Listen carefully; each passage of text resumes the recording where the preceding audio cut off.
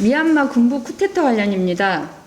끝끝내 박격포와 유탄 발사기까지 나왔습니다. 국가 간의 전쟁에서 사용했어도 비인간적이라고 할 만큼 파괴력이 큰 살상 무기를 자국민에게 무차별적으로 발사하는 지옥이 미얀마에서 펼쳐지고 있습니다.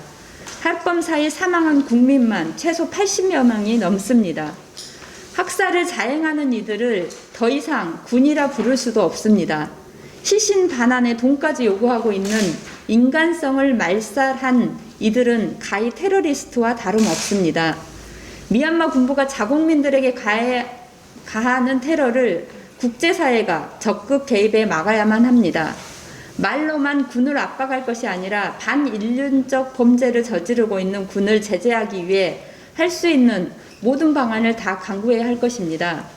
미얀마 군부들이 목숨을 걸고 지켜내려 하는 민주주의는 결코 무자비한 폭력으로는 막을 수 없을 것입니다. 돌아가신 미얀마 국민들에게 애도를 표하며 연대를 보냅니다. 코로나 손실보상 관련해서 한 말씀 드리겠습니다. 어제 문재인 대통령이 코로나 확산세에 대해 언급하며 이 아슬아슬한 국면에서 밀리면 거리두기 단계를 상향 조치할 수밖에 없다고 밝혔습니다. 4차 대유행이 우려되고 있는 상황에서 집합 제한 등 강력한 방역 조치는 불가피하지만 경제 방역은 언제쯤 강력해집니까? 경제에도 백신이 있어야 민생 절벽에 내몰린 자영업자, 소상공인들이 코로나에 맞설 수 있지 않겠습니까? 코로나 손실보상 소급 적용은 이제 국민적 요구이자 국민들의 절박함에 국회가 응답할 수 있는 유일한 방안입니다. 우리 당이 소급 적용을 재차 촉구한 것에 대해 국민의힘이 당론으로 소급 적용을 채택하며 응답했습니다.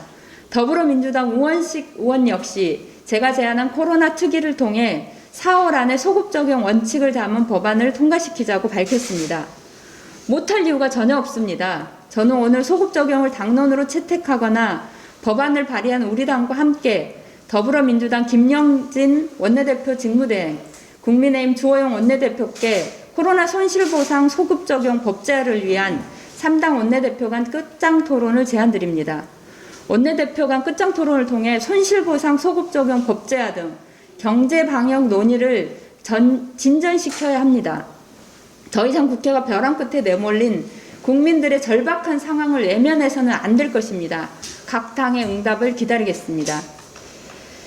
중대재해처벌법 관련해서 이재갑 고용노동부 장관의 발언과 관련해서 한 말씀 드리겠습니다.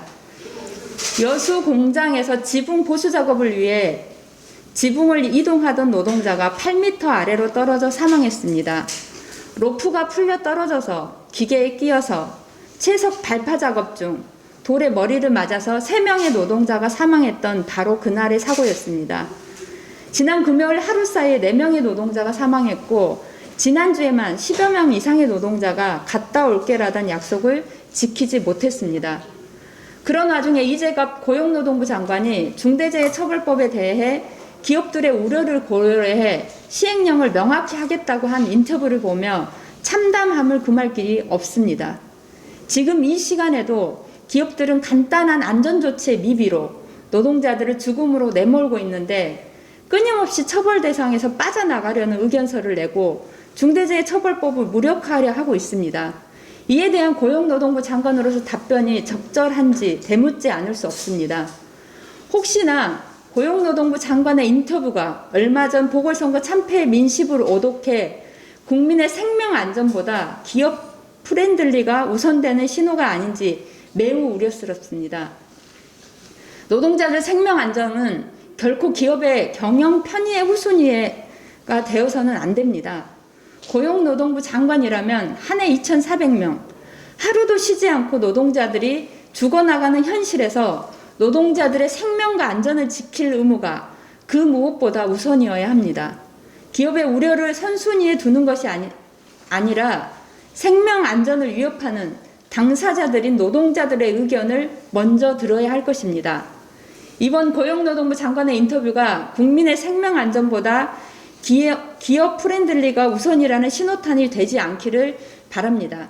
정의당은 그렇지 않아도 부족한 중대재해처벌법이 시행령을 통해 빈 껍데기 법안이 되는 것을 반드시 막겠습니다. 법안의 취지를 충분히 반영돼 다시 하겠습니다. 법안의 취지가 충분히 반영돼 시민의 생명을 한 명이라도 더 살릴 수 있는 시행령이 만들어지도록 최선을 다하겠습니다. 네, 안녕하세요. 정의당 류호정입니다. 지난 8일 오전 10시 저는 평촌에 등대 펄어비스 고용노동부 시정명령 성실이행 촉구 기자회견을 진행했습니다. 펄어비스는 약 30분의 시차로 보도자료를 배포했습니다. 순이익의 1%를 사회공헌을 위해 기부했다는 내용입니다. 기막힌 우연이라 생각하겠습니다. 펄어비스가 전년 대비 232% 올린 그 기부금은 10억 원이 넘습니다. 그리고 체불한 임금은 수억 원입니다. 유력 게임 회사의 기부자랑 뒤에는 노동자의 피와 땀이 있습니다. 사회에 힘써 이바지하는 것이 기업의 윤리라면 힘써 일한 노동자의 정당한 대우를 하는 것은 기업의 의무입니다. 고용노동부 펄어비스 근로감독에는 3가지 문제가 있습니다. 첫째, 이번 고용노동부 감독은 수시감독 방식으로 감독 실시 일전 1년간에 해당하는 2019년 5월부터 2020년 4월에 한해서 조사를 진행했습니다. 지난해 펄어비스 재직자와 퇴직자의 증언을 살펴보면 장시간 노동이 오랫동안 지속됐다는 걸 쉽게 알 수 있습니다. 임금 체불의 공소시효는 5년입니다. 따라서 고용노동부는 최소 5년에 해당하는 기간 전체를 재조사해야 합니다. 둘째, 법 위반은 있었지만 처벌은 없었습니다. 근로기준법상 임금 체불, 주 52시간 상한제 위반은 형사처벌 대상이지만 펄어비스가 시정명령을 수용해 훈령에 따라 행정 종결했기 때문입니다. 그런데 그 펄어비스, 앞에서는 성실 이행을 약속하고 뒤에서는 기부금을 내세워 언론에 물타기를 했습니다. 형사처벌을 면할 이유가 없습니다. 셋째, 근로자 대표에 대한 내용이 전혀 없습니다. 이번 근로감독의 핵심은 펄어비스가 실체가 없는 근로자 대표와의 서면 합의를 통해 도입한 유연근무제가 무효라는 것입니다. 고용노동부는 게임업계에 다시는 이런 꼼수가 작동하지 않도록 바로 알렸어야 합니다. 근로자 대표제도 기능 강화는 문재인 정부 국정과제입니다. 경제사회노동위원회도 근로자 대표 개선에 관한 노사정 합의문을 의결한 바 있습니다. 고용노동부에 촉구합니다. 게임업계는 이제 유망한 신산업이 아니라 명실상부한 대한민국 대표 산업입니다. 젊음과 창의가 모여 즐거움을 만드는 그곳의 고용질서를 바로잡는 것은 노동권 보장과 더불어 산업경쟁력 보호 그 자체입니다. 펄어비스 임금 체불을 재조사하고 법 위반 사항에 대한 엄중한 책임을 물어야 합니다. 네, 두 번째 발언입니다. 더불어민주당 청년 의원들의 용기를 성원합니다. 보궐선거 투표 직후 다시 읽겠습니다. 보궐선거 투표 직후 발표된 방송 3사 출구 조사 결과를 놓고 많은 분이 2030 세대의 표심을 여러 각도로 해석합니다. 좀 살게 해달라. 집권당에 대한 경고임에는 분명합니다. 서울시장 선거의 경우 20대와 30대 모두 오세훈 후보가 앞섰기 때문입니다. 박영선 후보의 득표율이 조금 더 높게 나온 20대 여성의 경우도 제3의 대안을 찾아 투표한 15%를 고려하면 민주당에 손을 들어줬다 보기 어렵습니다. 청년 세대가 보수화됐다. 민주당을 지지하는 시민을 진보로, 국민의힘에 투표한 국민을 보수로 전제한 경솔하고 게으른 분석입니다. 변화에 대한 갈망이 대부분 국민의힘으로, 일부분 소수정당으로 표출되었을 뿐 청년 세대의 민심은 집권당의 반성을 요구하고 있습니다. 그들의 마음을 대변하려 기자회견장에 선 민주당의 청년 의원들을 봤습니다. 재보궐선거의 원인을 제공하고도 당헌 당규를 고쳐 후보를 낸 것, 피해자에게 진정한 사과를 하지 않은 것, 검찰개혁의 추진 과정, 여당 인사들의 재산 증식과 이중적 태도, 그리고 청년 없는 청년 정책을 사과했습니다. 조국 전 장관 한 사람이 검찰개혁의 대명사라고 생각했던 과거를 반성했습니다. 반가웠습니다. 선거 전이냐 청과 후냐만 빼고 같은 기자회견장에서 정의당의 대변인들이 줄곧 비판하고 촉구했던 내용과 크게 다르지 않았기 때문입니다. 5 의원은 배은만덕한 초선 오적이 됐습니다. 자당의 지지자로부터 문자 폭탄을 받게 됐지만 조소와 비난에 아프다라는 말밖에 할 수 없을 겁니다.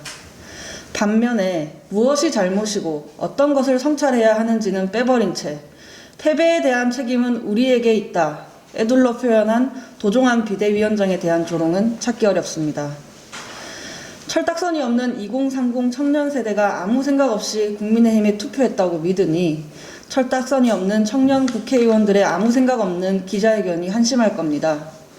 그러나 대통령을 지키기 위해 검찰개혁의 대의를 사수하기 위해 꼰대질을 계속한다면 스윙보터가 된 청년 세대의 완전한 외면을 경험하게 될 것입니다. 사과와 반성에도 어른들의 허락이 필요한 그곳에서 이의를 제기하고 발언의 기회를 가졌다는 이유로 집중포화를 받고 있는 청년 의원들의 용기를 성원합니다. 감사합니다. 신임 서울시장이 민간 주도 재개발 재건축에 나설 채비를 하고 있습니다. 재건축 단지와 한강변 성수 전략 정비구역 사업 등에 따른 집값 상승 방지 대책을 주문하는 형식을 취했지만 공약했던 민간 주도 스피드 공급 정책에 나서겠다는 것입니다. 그에 따라 벌써부터 압구정 현대 아파트의 호가가 2, 3억 상승하고 재건축 대장으로 불리는 현대 7차 아파트는 6개월 만에 13억이나 오르는 등 스피디하게 투기 군불이 타오르고 있습니다. 4.7 보궐선거의 결과는 미친 집값에 대한 시민들의 준엄한 심판이었습니다. 보수 야당이 이 민심을 오독하고 경거망동하며 다시 투기 세력의 편에 선다면 1년 후 똑같이 시민의 철퇴를 맞게 될 것입니다. 조정 권한도 없는 서울시의 공시가격 재조사는 시민들의 혼란을 부추길 뿐만 아니라 1년 사이 23%나 오른 집값에 대해 정당한 과세로 불로소득을 환수하라는 국민의 바람에 역행하는 일입니다. 부동산 불로소득에 눈 감는 것이야말로 공정이라는 시대 가치를 정면으로 거스르는 것이라는 점을 명심해야 합니다. 또 정부 여당 일각에서도 선거 민심을 고려한다는 명문 아래 보유세 완화를 거론하고 있습니다. 집 없는 서민들, 청년들의 분노보다 부동산 부자들의 분노가 더 겁이 나는 모양입니다. 늘 그렇게 선거 때마다 부동산 기득권층에 휘둘려 정책의 일관성을 상실해온 것이 부동산 정책 실패로 이어졌다는 사실을 정부 여당은 명심해야 할 것입니다. 민심을 바로 읽어야 합니다. 국민들이 진정으로 바라는 것은 부동산 불로소득을 철저히 환수하고 투기를 근절하고 국민들이 진정으로 바라는 것은 부동산 불로소득을 철저히 환수하고 투기를 발본색원하고 서민들이 접근 가능한 질 좋은 공공주택을 확충하라는 것입니다.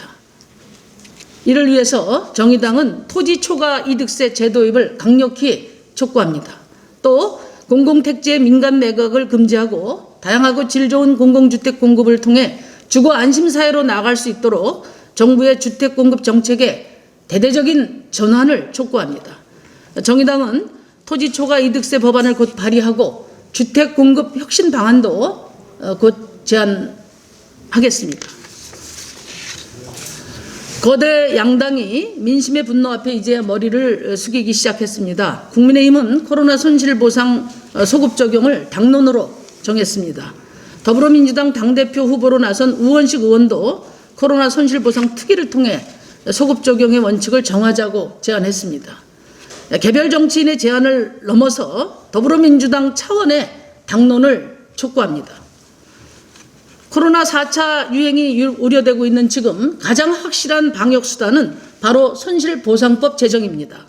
정의당은 처음부터 통제 방역에는 손실보상 매뉴얼이 함께 가야 된다는 점을 분명하게 요구해 왔습니다.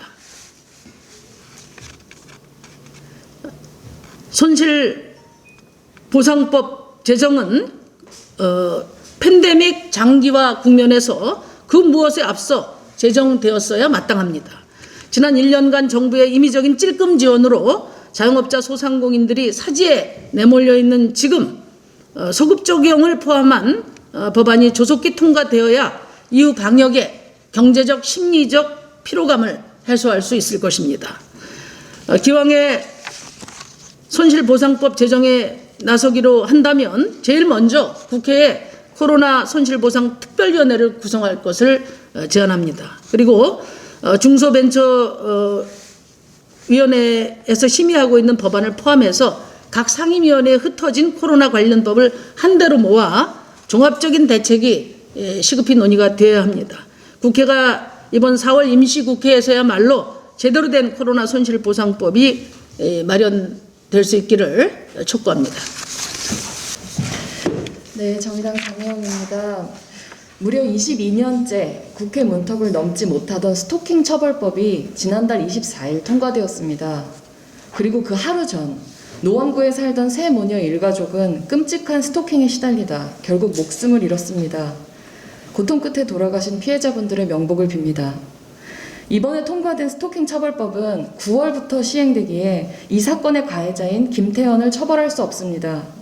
피해자는 신변의 위협을 느꼈지만 도움을 요청할 곳이 없어 결국 소중한 목숨을 잃었습니다. 우리 사회가 스토킹 범죄를 안일하게 다뤄온 참혹한 대가입니다. 그러나 법이 진작 통과됐다고 하더라도 피해자를 온전하게 지킬 수 있었을지는 자신 있게 답하기 어렵습니다. 지금의 처벌법에는 피해자의 일상을 보호할 조치들이 충분하게 반영되어 있지 않기 때문입니다. 스토킹 범죄가 10만 원 이하의 과태료 처분이 아니라 무거운 처벌을 받을 수 있게 된 점, 피해자의 불안을 국가가 실제로 보호할 수 있는 법적인 근거가 마련된 것은 다행입니다. 그러나 이 법이 시민의 일상과 안전을 제대로 보호하기 위해서는 더욱 세밀한 조치들이 필요합니다. 이에 스토킹 처벌법을 대표 발의한 의원으로서 이러한 후속 조치를 담은 입법에 나서고자 합니다. 먼저 스토킹 신고가 접수된 이후부터 범죄에 대응하는 각 과정에서 발생할 수 있는 추가적인 스토킹 행위와 보복 범죄를 막을 조치를 법안에 명시하겠습니다. 이를 위해서 현재 처벌법에 규정된 접근 금지 이외에도 피해자가 경찰의 신변 경호나 112 시스템의 한 라인을 구축 요구할 수 있는 신변 안전 조치, 재판 과정에서도 접근 금지를 유지할 수 있게 하는 피해자 보호 명령 등의 제도를 처벌법에 규정할 것입니다. 아울러 성폭력 방지 및 피해자 보호법, 가정폭력 방지 및 피해자 보호법과 같이 스토킹 피해자를 위한 별도의 보호법도 조속히 마련하겠습니다. 보호시설, 상담시설 등을 통해 정부와 각 기관이 피해 회복을 지원할 수 있는 근거를 확실히 하고 더 나아가서 스토킹 범죄를 예방하고 근절하기 위한 국가의 책무를 규정하겠습니다. 국가가 마련한 법과 제도가 여성들의 안전을 제대로 보장할 수 있도록 철저히 후속 입법을 진행하겠습니다. 여야를 떠나 국회에서 함께 나서주실 것을 요청드립니다. 이상입니다. 선관위 관련해서 한 말씀 드리겠습니다. 재보궐선거가 끝났습니다. 저마다 각자의 입장에서 선거 결과를 해석하고 있습니다. 그러나 선거 과정을 돌아보면 우리가 잊지 말아야 할 것이 있습니다. 바로 선거 과정에서 보여진 선관위의 고무줄 잣대입니다.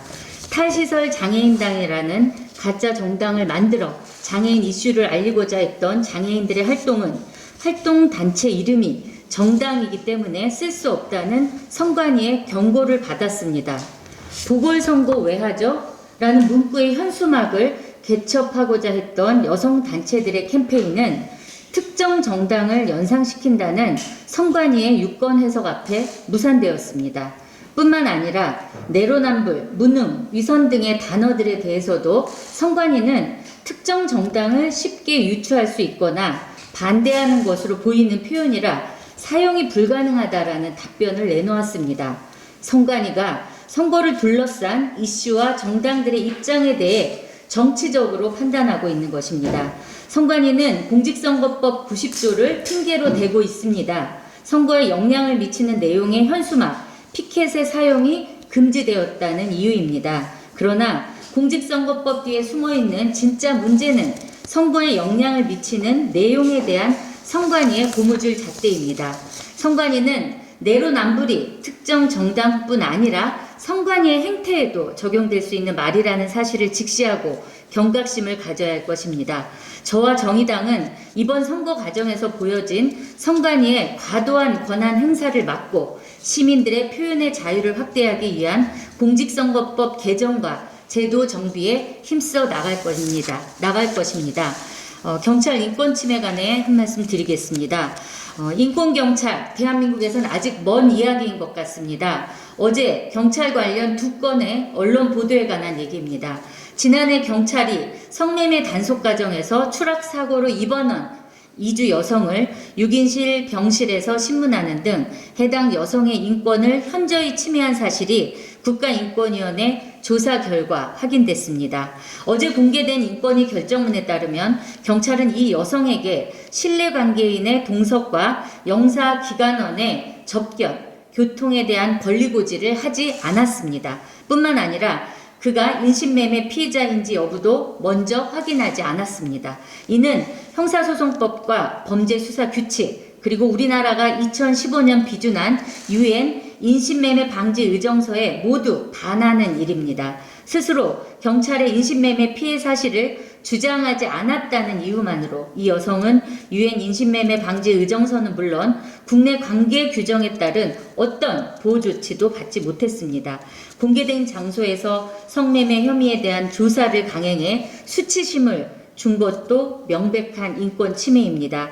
올해 국가수사본부를 발족한 경찰청은 인권 친화적 경찰 수사 활동을 전개하겠다는 국민과의 약속을 발표한 바 있습니다. 이번 인권위 결정문을 받아본 경찰은 자신들이 약속한 인권 친화적 수사의 범주에 사각지대가 있는 것이 아닌지 엄중히 되돌아봐야 할 것입니다. 최근 논란이 됐던 인천자치경찰위원회 위원 인선 문제도 마찬가지입니다. 국가경찰위원회는 과거 용산 참사 당시 현장 진압을 총괄 지휘한 인물을 경찰 몫의 인천자치경찰위원으로 추천했습니다. 인천 시민단체들의 문제 제기로 인천시가 해당 인물에 대한 임명을 거부하면서 일단락되긴 했지만 저는 이번 일 또한 경찰의 인권 감수성이 얼마나 일천한지를 드러낸 사건이라고 생각합니다. 인권경찰은 선언만 한다고 하루아침에 뚝딱 만들어지지 않습니다. 지휘부에서부터 일선 경찰관들까지 적극적인 인권 교육과 자정 노력으로 진정한 인권 경찰로 거듭날 수 있어야 할 것입니다. 이상입니다.